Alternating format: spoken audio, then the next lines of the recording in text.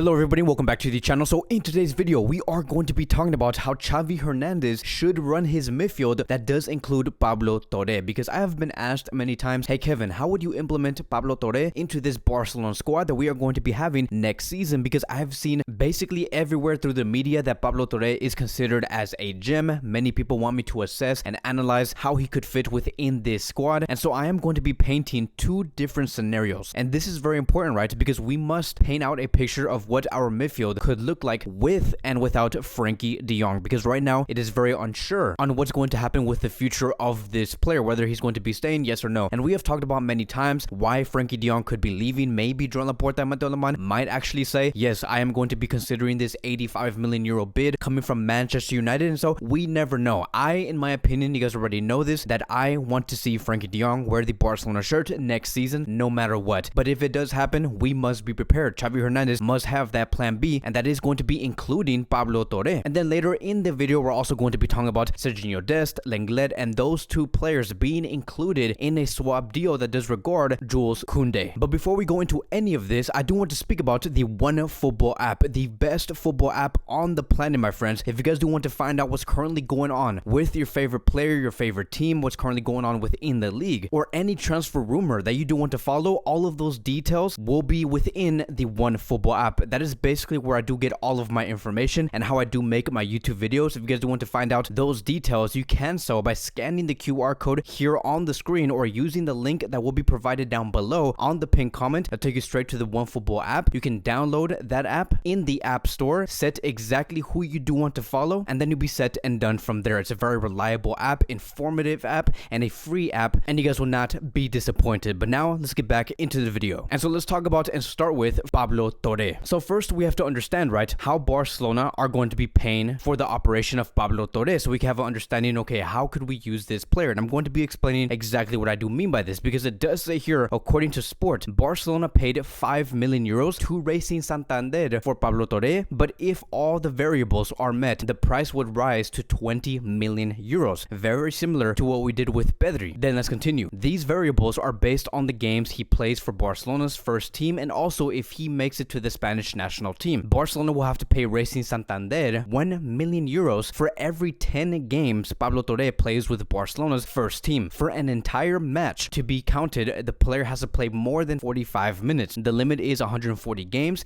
If Torre were to play them, Racing Santander would receive 14 million euros on top of the 5 million, which is why it does amount to around 20 million euros. And so look, if Xavi Hernández does decide to use Pablo Torre and fully register him in the first team, that is going to be a huge chance. I honestly believe that that is the way that we are going to be going with this player. It's a very similar case to someone like Pedri, because let me tell you, if we bring in Pablo Torre and we make him as a full-time first team player, it's going to be worth it. It's going to be extremely worth it, because we look at the talent this player does carry, the work ethic he does have. I do think that he will deliver. I do think that if he's placed into the first team immediately, he will bring the results exactly how Pedri did within his first 10 months. The other thing that we also have to really take notice is going to be this. If Xavi Hernández wants the best from Pablo Torre, he's really going to have to give him a lot of minutes on the ball, because Pablo Torre is a player that needs the ball. He needs to gain traction to understand, okay, this is exactly what this team does require from me. Why do you think Pedri is the player that he is today? That is because Pedri, within his first 2 years at Barcelona, he has played probably a total of 70 games with this club. And because of that, because he has played so many minutes with Barcelona, he is already considered as a fundamental player for this team. Like when Pedri is not there and starting in that Barcelona squad, Barcelona do drop a level. That is how much of an impact Pedri now has with this club. And Xavi Hernández is going to want to aim to do the exact same thing with Pablo Torre, to gain another impactful fundamental player. And I do believe that if that's going to be the case, if he's going to gain that much of a level, Barcelona are going to be having no trouble paying for Pablo Torre that could amount to 20 million euros. So now knowing this, right, now let's talk about the two different scenarios with and without Frenkie de Jong. What would that starting midfield look like under Xavi Hernández next season? And so let's first start with Frenkie de Jong, because I do think that Frenkie and Pedri are going to continue to start under Xavi, and the substitutes behind Frenkie is going to be Gavi, and the substitute behind Pedri, it is going to be Pablo Torre. I do think that if Xavi Hernández can give 45 minutes each for each of these players per game, that would be great, because that will be refreshing these players over and over again. We'll never have these players tired, because we have to remember that